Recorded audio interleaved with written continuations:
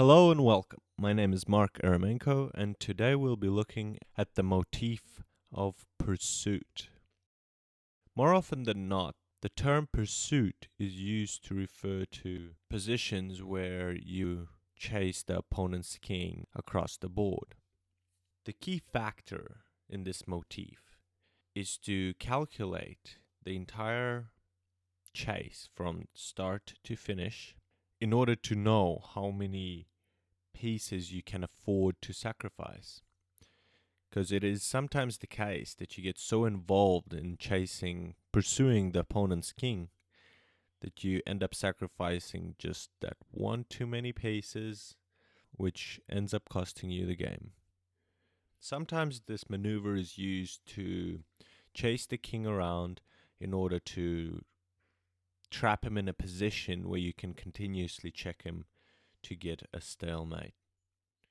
So I propose that we start our analysis with such a position. As you can see in the position set out in front of you, white is at a considerable disadvantage. We should try and bring this game to a draw. How to do so? Can you see it? Okay, let us first analyze this position. It should be noted that should it be black's turn to move, they can checkmate white in one move. Rook to h3, checkmate. Another thing to notice is that none of the white pieces other than the rook can move. The pawns obviously cannot advance forward, and the king is at the moment trapped by the queen and the rook. So, hypothetically speaking, if we were to lose the rook, it would be a draw. Because as soon as the rook is taken, it's white's turn to move, and we cannot move.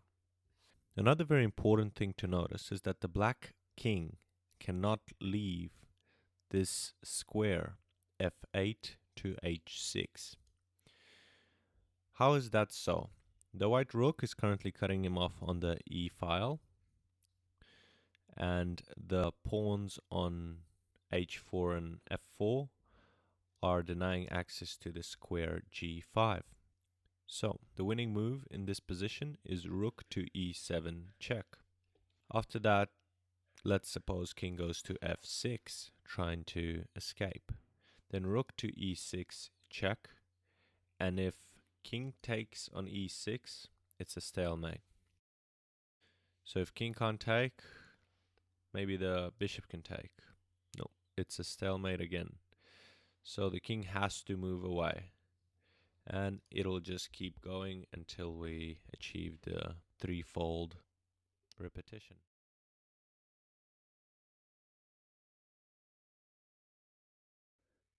This is a slightly harder position than the previous one.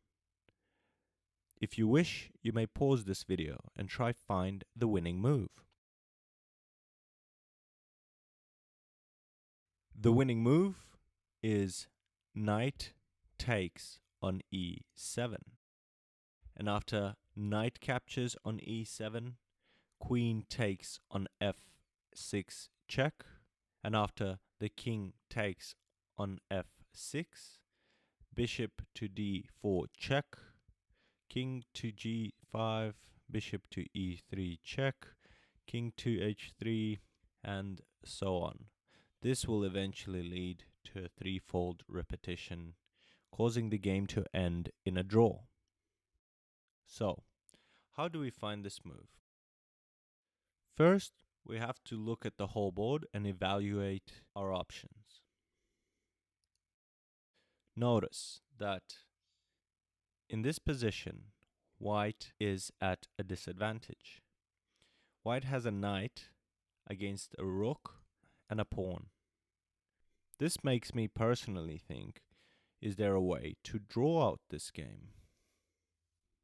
The opponent has very weak control over the black squares. For instance, white possesses the black bishop on e3, staring down the diagonal c1, h6, and we have a queen also on a black square, controlling the diagonal b1, h8. Next, what we should notice, if the black king would end up on either of these squares, then the white bishop could move freely, continuously checking him, and there is no way to avoid it. So, how do we decoy the king into stepping onto one of these squares? The first thing that comes to mind is to take the knight on f6. But the problem is that it is defended by the pawn on e7. So, let's get rid of the defender first. So, white plays knight to e7. Thus, the only remaining defender of the knight on f6 is the king. And after knight takes on e7, queen takes on f6 check, and the rest is history. An important thing to mention here is that you absolutely have to calculate this maneuver all the way through to the end. Let's say, for instance, black didn't have this pawn on f7. Then, after king takes and bishop checks on d4, the black king could have just easily escaped to f7, and white would definitely lose this game.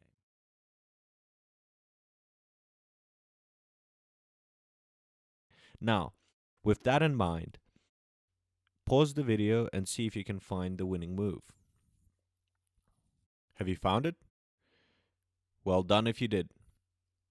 The winning move is bishop to h7 check. King takes on h7, then queen to h5 check. King has to jump back to g8, and then rook to h3. Now, originally, black was hoping to take this pawn before white sacrificed their bishop. Now, however, if black takes this pawn, then queen to h8 checkmate. In this position, black has two moves. Let us first look at the variation, which is pawn to f6. In this case, white still plays queen to h8. King has only one move to f7. Pawn to g6 check. King has to take. And then queen to h5 checkmate. That wasn't much of a chase, don't you agree? Now, let's look at the real deal. So, after rook to h3, the better move for black is f5. And now, let the chase begin. g6, threatening queen to h8 checkmate.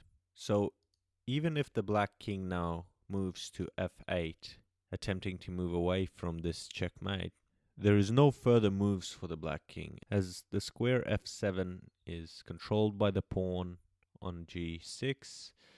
The bishop is in the way, preventing the black king from moving to e7, and the queen will be controlling e8. So, after pawn to g6, the only way black can survive is if they move their bishop, creating space for the king. Bishop to h4. After queen takes on h4, king to f8, queen to h8 check, king to e7, queen takes on g7 check, king to d6, queen to e5 check, and after king to d7, rook to h7 check. From here, black can either move to c8, which would result in checkmate by queen taking queen on c7, or black can move to e8, and then queen to h8 checkmate. So, how to find this move? Something that makes me think straight away about the sacrifice is that the black king isn't really defended. And the fact that we have our queen and our rook that can align together and join the attack makes me think in this direction. But I will stress that in the case of pursuit, more often than not, you'll sacrifice pieces. So in order to assure victory, you have to calculate it all the way through to the end, every possible variation. What if black does this or this? Of course, if you can start and finish the maneuver using only forcing moves, you have nothing to worry about. However, you still have to calculate it all the way from start to finish. because if a situation occurs where you sacrificed, let's say, a bishop, a queen, a rook, and you didn't get your checkmate, chances are you're going to lose the game.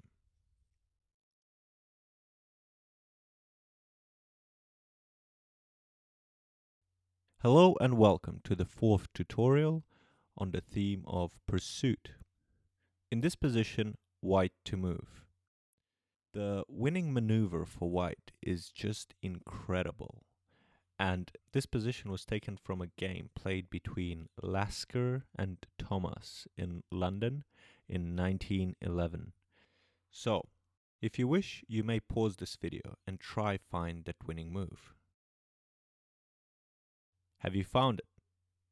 If you found queen takes on h7 check, that means you have mastered pursuit and know how to calculate the maneuver from start to finish. Let us have a look at this position. King has to take on h7, and after that knight takes on f6 check. You can't take knight because it's a double check, so the king has to move. From here, the black king has two options. The black king can either move to h6 or h8. If the black king moves to h8, it is followed by a quick checkmate, knight to g6, checkmate. However, this is pursuit, and we want to be chasing something. So let us look at the other variation. After knight takes on f6 check, king goes to h6. After that, knight from e to g4 check. So from here, the king only has one move to g5. Notice how the white bishop is controlling the diagonal b1 to h7, and the white knight on f-file is controlling h5. So, after king to g5, h4 check, king to f4, g3 check, king to f3, bishop to e2 check, king to g2, rook to h2 check, and after king to g1, king to d2 checkmate. How about that? The main observation we can make based on this game is that the winning maneuver for white is extremely long. But as you saw now, white used forcing moves all the way through, so sacrificing a queen isn't a problem. But the key factor is you have to calculate from start to finish. And maybe at first it will be hard, but the more often you do it, not only does it become easier to calculate these long maneuvers, but also you tend to spot moves like queen to h7 more often. So I encourage you to solve the puzzles prepared for you at the end of this section and try and calculate all the maneuvers from start to finish. In the next lecture, I'll analyze a game played between two grandmasters of chess where this motif happened to win the game.